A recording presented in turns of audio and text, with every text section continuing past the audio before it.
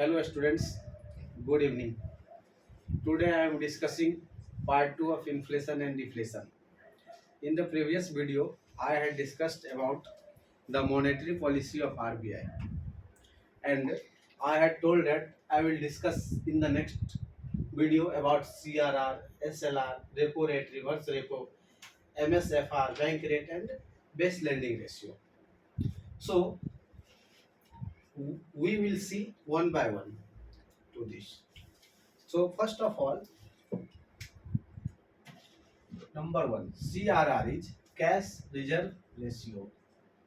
Cash reserve ratio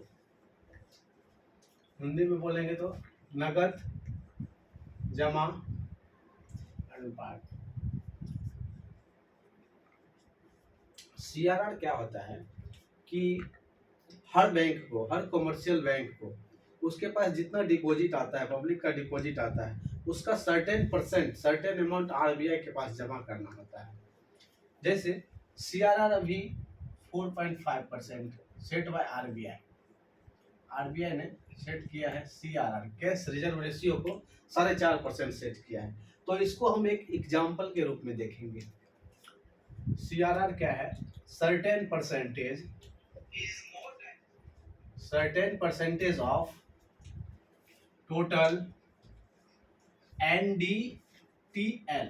NDTL क्या है अभी हम लोग देखेंगे। Net demand time liabilities. certain percentage of total NDTL has to kept reserve with RBI in the form of cash.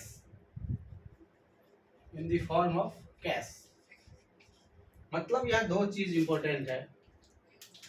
एक तो किस फॉर्म में रखना है? कैश फॉर्म में। किसके पास रखना है? आरबीआई के पास रखना। क्या रखना है? एनडीटीएल।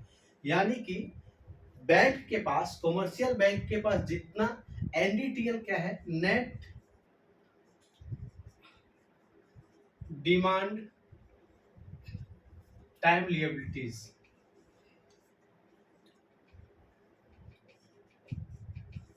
मींस समझ नहीं आया होगा। Means total public deposits to the bank.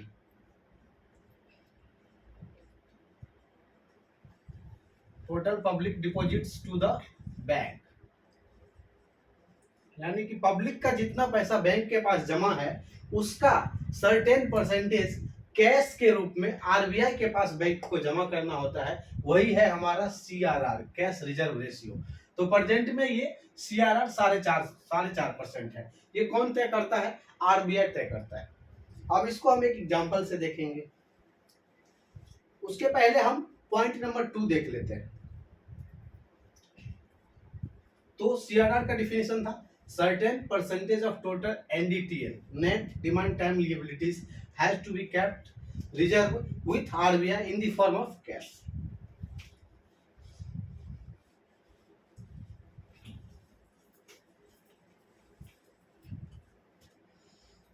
SLR क्या है? Statutory liquidity ratio.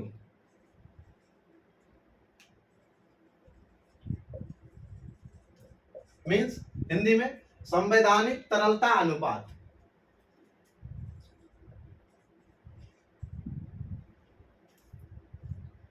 संवैधानिक तरलता अनुपात रेशियो। ये कितना है? 18% आरबीआई तय करता है।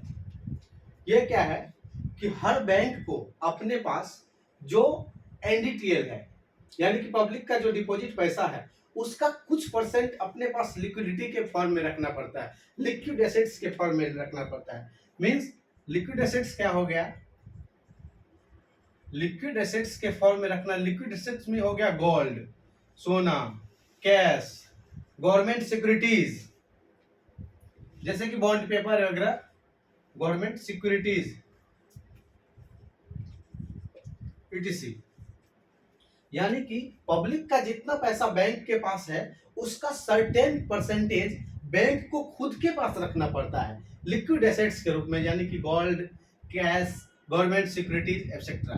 तो ये हो गया SLR, statutory liquidity ratio 18% RBI ने सेट करके अभी रखा है। ये साल में हर तिमाही पे लगभग बैठक उनका, किनका बैठक, मॉनेटरी पॉलिसी कमेटी यानी मौद्रिक पॉलिसी कमेटी का जो गठन होता है उसमें 6 मेंबर्स होते हैं। 6 मेंबर्स, इसके 6 मेंबर्स होते हैं। 6 मेंबर कौन कौन से होते हैं? इसमें 3 जो होते हैं वो आरबीआई से रहते हैं। 6 मेंबर में 3 आरबीआई से और 3 गवर्नमेंट की तरफ से रहता है।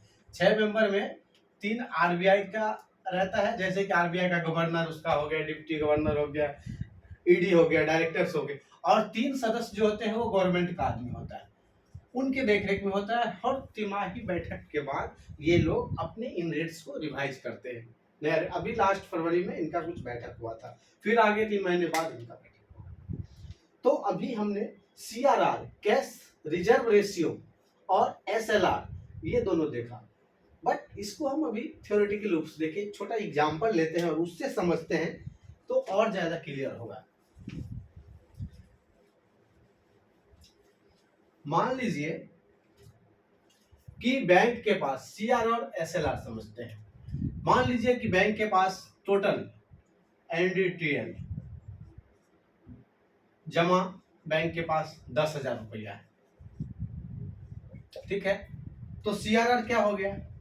CRR के रूप में, कैश रिजर्व रेशियो के रूप में 4.5%, यानी कि 10,000 का 4.5%, 450 रुपया ये हो गया। किसके पास रखना है ये 450 रुपया? ये 450 कैश के रूप में रखना है। किसके पास देना है? आरबीआई को देना है। किसको देना है? ये सारा commercial bank, SBI, PNB, union, जो भी बैंक है उसको, उसके पास जितना जमा आता है उसका 4.5% आरबीआई को देना है, कैश के रूप में चाहिए।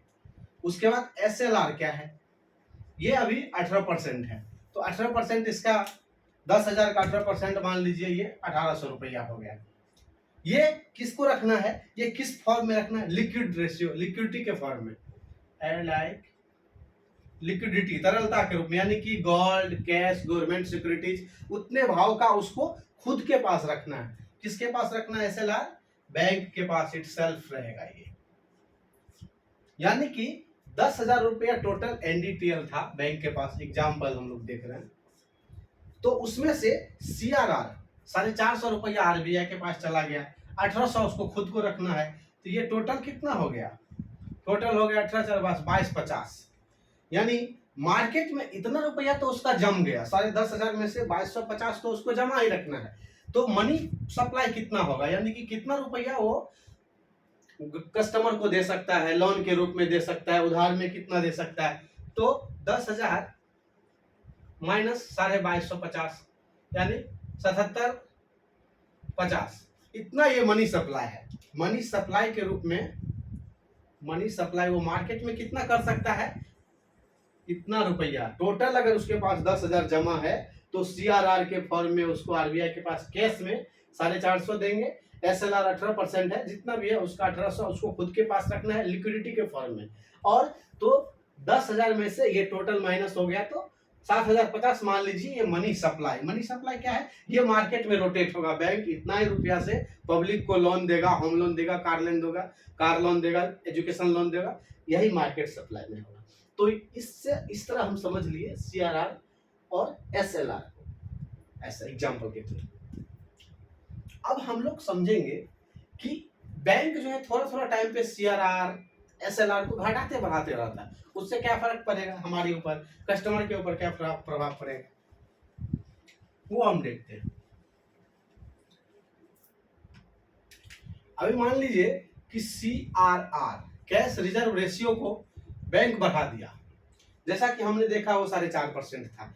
अगर CRR को बैंक बढ़ाएगा, आरबीआई बढ़ाएगा, तो बैंक को क्या करना पड़ेगा? मान लीजिए वो 5% हुआ, तो ज्यादा पैसा कैश के रूप में बैंक आरबीआई के पास रखना पड़ेगा। फिर बैंक के पास पैसा घटेगा, तो बैंक के पास जब पैसा घटेगा तो जो मनी सप्लाई था, जो वो कस्टमर को बांटने वाला था, वो पैसा में कमी आएगी, यानी कि वो पब्लिक को ज्यादा लोन नहीं दे पाएगा। लोन नहीं दे पाएगा तो उस तरह की जो पॉलिसी बनेगी, जो CRR बढ़ेगा, तो सीआरआर बढ़ने से क्या होगा कि मनी सप्लाई घटेगा। किसको पास मनी सप्लाई घटेगा? पब्लिक के पास। बैंक के पास पैसा ही नहीं रहेगा तो लोन किसको देगा? मनी सप्लाई घटा। तो इस तरह की जो पॉलिसी बनेगी उसको टाइट पॉलिसी बोलते हैं, यानी कि क्रेडिट एक्सक्यूज करेगा। इसको बोलते हैं क्रेडिट एक्सक्यूजिंग,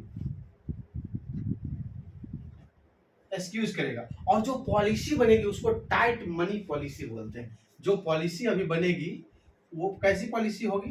टाइट पॉलिसी होगी, टाइट मनी पॉलिसी। तो सीआरआर हमने बढ़ाया तो मार्केट में मनी सप्लाई कम गया, तो बैंक के पास ज्यादा पैसा नहीं रहेगा, तो जो पॉलिसी बनेगी वो टाइट मनी पॉलिसी बनेगी। इसके ऑपोजिट यदि सीआरआर बैंक ने घटा दिया, मान लीजिए जैसे अभी 4.5% था, बैंक क्या करेगा? अभी 3% कर दिया सीआरआर, तो क्या होगा? जो कॉमर्शियल बैंक है, एसबीआई मान लीजिए एग्जांपल लेते हैं, एसबीआई को आरबीआई के पास कम पैसा जमा करना पड़ेगा। जब उसके पास कम पैसा जमा करेगा तो बैंक के पास ज्यादा पैसा रहेगा, और बैंक के पास जब ज्यादा पैसा रहेगा तो वो क्या करेगा? और पब्लिक को लोन देगा, बुला बुला के लोन देगा, यार लो पैसा, लोन लो, लोन लो। तो जो पॉलिसी बनेगी, यानी कि लिबरल पॉलिसी है, लोन देने में थोड़ी ढील हो गई है, तो लिबरल पॉलिसी बनेगी। सीआरआर घटेगा तो क्या होगा? मनी पॉलिसी पे क्या, मनी सप्लाई पे क्या प्रभाव पड़ेगा? मनी सप्लाई बढ़ेगा। जब आरबीआई कैश रिजर्व रेशियो को घटा दिया तो मनी सप्लाई बढ़ जाएगा, मार्केट में मनी सप्लाई बढ़ेगा, लोन ज्यादा लोगों को मिलेगा। तो जो पॉलिसी बनेगी, जो पॉलिसी बनेगी वो कैसा? लिबरल मनी पॉलिसी बनेगा, लिबरल पॉलिसी, उदार पॉलिसी बनेगी। तो इस तरह हमने देखा कि आरबीआई सीआरआर को घटा भी सकता है और बढ़ा भी सकता है। कितना तक घटा बढ़ा सकता है? उसका रेंज मिनिमम 3 से 20% तक के रेंज में आरबीआई घटा भी सकता है, इसको बढ़ा भी सकता है उसके सेलिंग रेंज में। और इंक्रीज करने से क्या प्रभाव पड़ा? मनी सप्लाई मार्केट में घटेगा। सीआरआर जब डिक्रीज किया तो मार्केट में मनी सप्लाई बढ़ेगा। अब हम देखेंगे ऐसा ही एसएलआर। एसएलआर तो हम लोग देख लिए, एग्जाम्पल के स्वरूप भी देखे। अब हम देखेंगे कि अगर सीआरआर के जैसे ही एसएलआर को कितना घटा बढ़ा सकते हैं। अभी मान लीजिए एसएलआर अगर इंक्रीज हो गया, आरबीआई ने इसका परसेंट 18% पहले था, अभी इसको 20% 25% कर दिया, तो क्या होगा? बैंक के पास रिजर्व के रूप में, लिक्विड रेशियो के रूप में ज्यादा पैसा रखना पड़ेगा। ज्यादा पैसा रखना पड़ेगा तो क्या करेगा? लोन ज्यादा लोग को नहीं दे पाएगा। और यही एसएलआर में घटा दिया, एसएलआर आरबीआई ने घटा दिया, तो क्या करेगा? बैंक अपने पास कम पैसा रखेगा, कस्टमर को ज्यादा देगा। तो एसएलआर को 40% तक मैक्सिमम बढ़ा सकते हैं, बैंक आरबीआई बढ़ा सकता है। अगर इसके ऊपर उसको बढ़ाना होगा तो क्या करना पड़ेगा? पार्लियामेंट में जो है सो बैंक रेगुलेशन एक्ट में अमेंडमेंट करके ही आरबीआई इसके ऊपर एसएलआर को बढ़ा सकता है। अभी हमने सीआरआर और एसएलआर को विथ एग्जांपल देखा। अब हम लोग नेक्स्ट रेपो रेट और रिवर्स रेपो रेट की बात करते हैं। ये जो दोनों था, कैश रिजर्व रेशियो और स्टैट्यूटरी लिक्विड रेशियो, ये दोनों रिजर्व की बात कर, रिजर्व रेशियो था, यानी कहीं ना कहीं हमको पैसा इकट्ठा करके रखना था। एक में पहले वाले में आरबीआई के पास और एसएलआर वाले में बैंक के खुद के पास पैसा रखना है, बैंक के खुद के पास। किस फॉर्म में? लिक्विडिटी फॉर्म में। अब हम लोग जो ये बात करेंगे रेपो रिवर्स रेपो, एक प्रकार का रेट है, यानी इंटरेस्ट रेट है, दर है।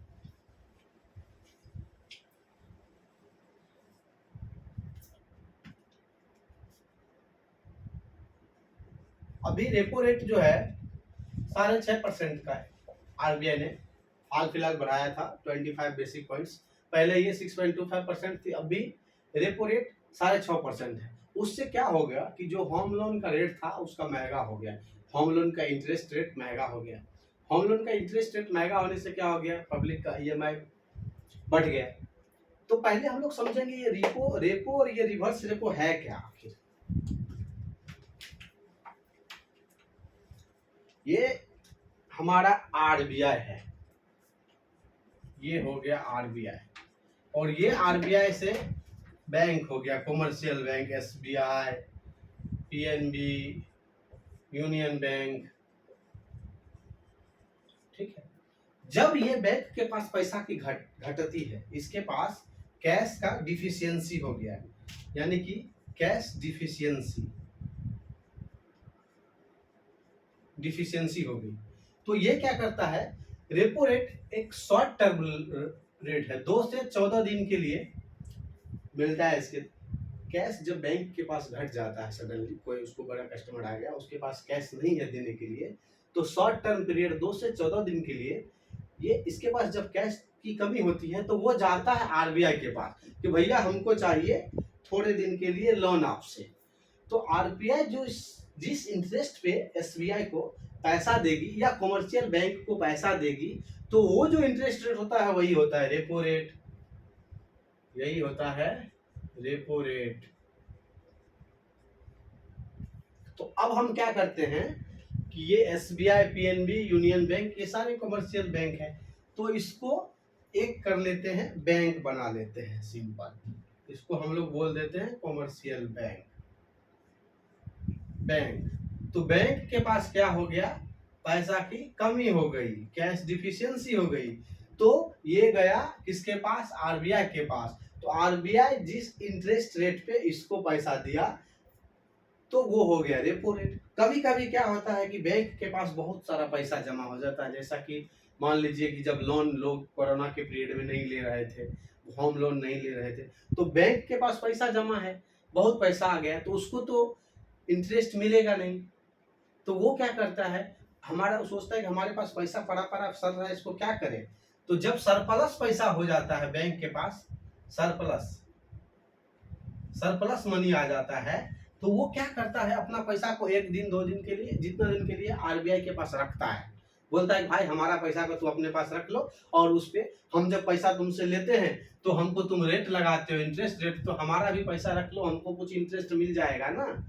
तो जो पैसा सरप्लस पैसा आरबीआई के पास पार्क करता है कमर्शियल बैंक, उस पे जो इंटरेस्ट आरबीआई कमर्शियल बैंक को देती है, वही तो हो गया रिवर्स रेपो रेट, बदले में जो मिला सो। तो surplus money with bank, surplus money with bank किसको जमा किया, ये मनी जमा किया आरबीआई को। तो इस पे जो इंटरेस्ट लगाया, इस पे जो इसको इंटरेस्ट मिला, यही तो हो गया रिवर्स रेपो रेट। अभी ये 3.5%, 3.35% है। अभी देखिए आरबीआई जो लोन खुद कॉमर्शियल को देता है उसका रेट बढ़ा के रखता है, रेपो रेट कितना था, 6.5%, लेकिन जब बैंक का पैसा उसके पास अपने पास लिया तो उसको बहुत कम इंटरेस्ट देता है, 3.5%, बोलता है भाई तुमको इंटरेस्ट चाहिए हमारे पास रखना है तो लो, इतना ही मिलेगा।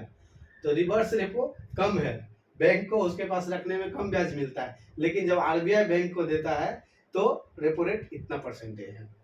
अब रेपो रेट जैसा बढ़ गया, सडन मान लीजिए रेपो रेट बढ़ गया, तो होम लोन महंगा हो गया। और रेपो रेट कभी आरबीआई बढ़ाता है, क्यों बढ़ाता है, मार्केट में इन्फ्लेशन को कंट्रोल करने के लिए रेपो रेट बढ़ाता है। अब भी जैसा रेपो रेट 6.5% है, रेपो रेट को आरबीआई 9% तक लेके जा सकता है, घटा भी सकता है, 6% तक लाके उसको कम कर सकता है। तो आरबीआई जो रेपो रेट बढ़ाएगा वो क्यों बढ़ाएगा, रेपो रेट इंक्रीज करेगा, repo rate increase the repo rate to control inflation. RBI ने रेपो रेट को बढ़ाया, क्यों बढ़ाया, और बढ़ा भी सकता है, 8-9% कर सकता है। जब मार्केट में बहुत इन्फ्लेशन की सिचुएशन आ जाती है, महंगाई बढ़ जाती है, तो उसको कंट्रोल करने के लिए क्या करता है, आरबीआई रेपो रेट को बढ़ा सकता है।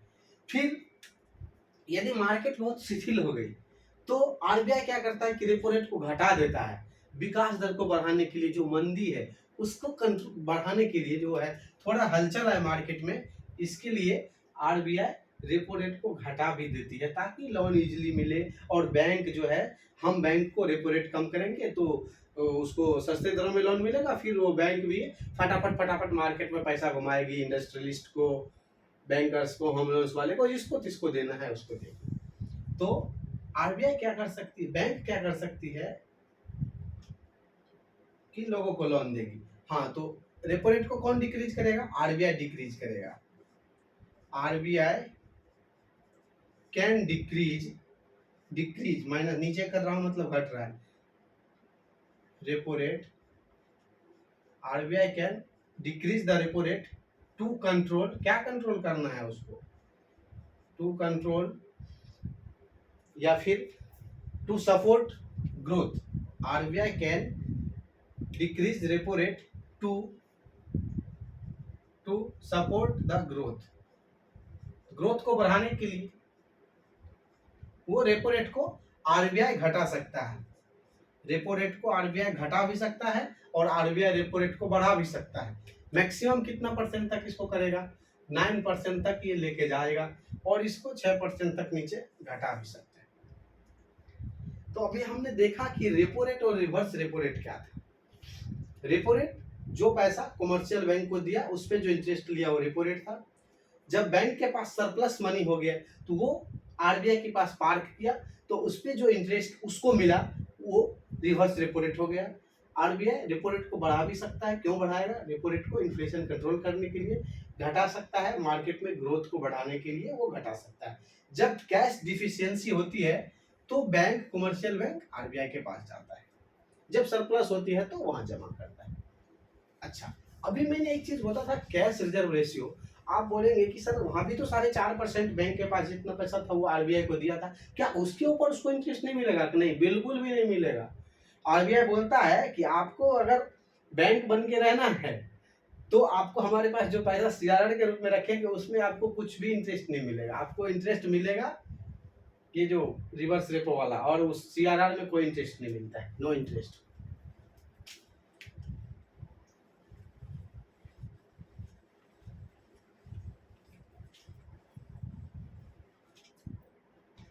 अभी हम देखेंगे ये वाला point, marginal standing facility rate, MSFR, MSFR marginal standing facility rate. ये क्या होता है, ओवरनाइट लोन बोलते हैं, यानी कि अगर कमर्शियल बैंक को एक दिन के लिए लोन चाहिए तो आरबीआई के पास जाता है, तो इसके ऊपर जो आरबीआई उसको इंटरेस्ट रेट लगाता है वही होता है MSFR। अभी ये 6.75% है, 6.75% ये है। ये इसको क्या बोलते हैं, ओवरनाइट लोन, ओवरनाइट लोन यानी कि वन डे के लिए, one day maximum one day के लिए लोन जो लेता है, कौन लेता है, कमर्शियल बैंक। किससे लेता है, आरबीआई से। जो ओवरनाइट लोन लेता है उस पर जो इंटरेस्ट रेट पे करना पड़ता है बैंक को, आरबीआई को, वही होती है मार्जिनल स्टैंडिंग फैसिलिटी रेट। और ये कितना होता है, ये up to 2% of ND, net demand time liabilities, NDTL. Public का पैसा जितना बैंक के पास जमा है एनडीटीएल उसका 2%, up to 2% marginal standing facility rate overnight loan में उसका 2% तक बैंक, कमर्शियल बैंक आरबीआई से मांग सकता है, आरबीआई इसको देगी ओवरनाइट लोन एक दिन के लिए। तो ये था हमारा MSFR। अब हम लोग देखेंगे बैंक रेट क्या है। ये जो बैंक रेट है छठा, यही स्टैंडर्ड रेट होती है जिसके ऊपर आरबीआई कमर्शियल बैंक को लॉन्ग टर्म लोन देता है। ये होता है standard rate of interest, rate of interest, standard rate of interest on which RBI gives long term अभी हमने देखा था एमएसएफआर में शॉर्ट टर्म ओवरनाइट लोन था, लेकिन बैंक रेट में जिस रेट पे लॉन्ग टर्म के लिए आरबीआई कमर्शियल बैंक को लोन देती है वही होता है bank rate, standard rate of interest on which RBI gives long term loan to commercial bank, जैसे कि commercial bank SBI, PNB, union.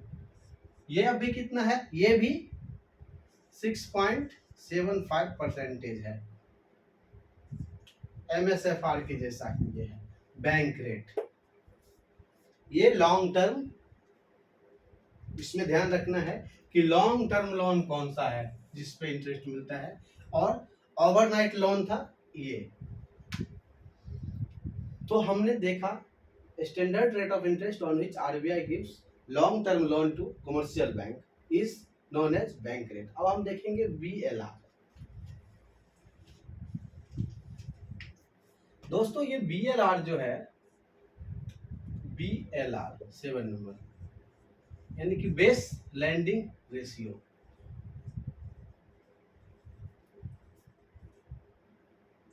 Base lending ratio, ये बेस लैंडिंग रेशियो क्या होता है, इसको प्राइम लैंडिंग रेशियो भी बोलते हैं, इसको एक और नाम प्राइम लैंडिंग रेशियो भी है।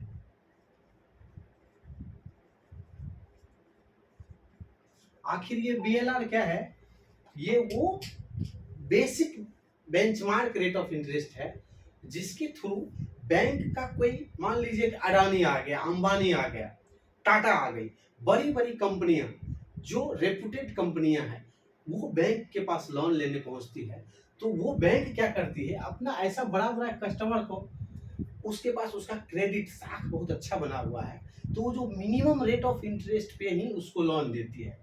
ये रेट कौन तय करता है, आरबीआई नहीं तय करता है, ये बैंक खुद करता है तय। Bank gives loan to blue chip companies, blue chip companies. ये ब्लू चिप कंपनीज क्या हुआ, ये ब्लू चिप कंपनी वैसी कंपनी होती है, ब्लू चिप कंपनी वैसी कंपनी होती है जिसका मार्केट में बहुत बड़ा शेयर हो, जो टाइम टू टाइम अपना बैंक को डिविडेंड पे करता हो, या ऐसा बोल दीजिए बहुत सारी रिप्यूटेड कंपनियां जो कभी डिफॉल्टर्स नहीं हुई है, टाइम टू टाइम बैंक को ऐसा ऐसा ऐसा इन्वेस्टर्स को या इंडस्ट्रियलिस्ट को bank minimum rate of interest पे जो लोन देती है वही होती है base lending ratio, prime lending ratio. Blue chip company जैसे अभी हम बोल सकते हैं कि अडानी, भले उसका शेयर निगेटिव जा रहा है, अभी कम हो रहा है, अडानी हो गया, रिलायंस हो गया, टाटा हो गया, ये सारी कंपनियां लोन लेती है जिस कंपनी से, तो ये सारी कंपनियां ब्लू चिप कंपनियां कहलाती हैं, क्योंकि ये मार्केट में बहुत ज़्यादा शेयर होल्डर है और टाइम टू टाइम अपना ईएमआई पे करती है, टाइम टू टाइम अपना डिविडेंड बैंक को देती है, तो इसको बेंचमार्क, मिनिमम बेंचमार्क जो सेट है इंटरेस्ट रेट का, benchmark rate of interest, rate of interest, यही हो गई बीएलआर, बेस लेंडिंग रेशियो। ये बैंक तय करती है अपना अच्छे का। ऐसा मान लीजिए जैसे आप किसी के पास पैसा लेने जाते हैं और आपका क्रेडिट बहुत अच्छा बना हुआ है, तो वो आपको क्या करता है, मार्केट में सबको 5% ब्याज पे पैसा देता है, और उसको क्या लगता है, यार ये तो मेरा बहुत पुराना कस्टमर है, कभी आज तक मेरा पैसा फ्लॉप नहीं करवाया, तो आपको 2% में दे दिया, तो वही हो गई बेस लेंडिंग रेशियो। तो ये हमने देखा 7 पॉइंट्स। अब यहाँ जाते जाते मैं एक छोटा सा क्वेश्चन आपको दे के जाता हूँ। Which one of the following, which one of the following rate is not fixed by RBI? इसमें से ऐसा कौन सा रेट ऑफ इंटरेस्ट है जो आरबीआई नहीं लगाता है? तो आपको ऑप्शन है CRR, दूसरा है SLR, तीसरा है BLR और चौथा है रेपो रेट। तो इसका आप लोग जवाब देंगे, और इस वीडियो को एक बार ध्यान से सुनिए और इसके ऑब्जेक्टिव्स को देखिए। मॉनेटरी पॉलिसी कमेटी की बैठक हमेशा सालाना, तिमाही, चौमाही पे होते रहती है। तो ये जो मैंने रेट बताया वो चेंज होते रहेगा, बट इसका जो कॉन्सेप्ट है वो चेंज नहीं होगा। इसको एक बार देखिए और ये क्वेश्चंस कीजिए। नेक्स्ट वीडियो में मिलते हैं, तब तक के लिए गुड बाय।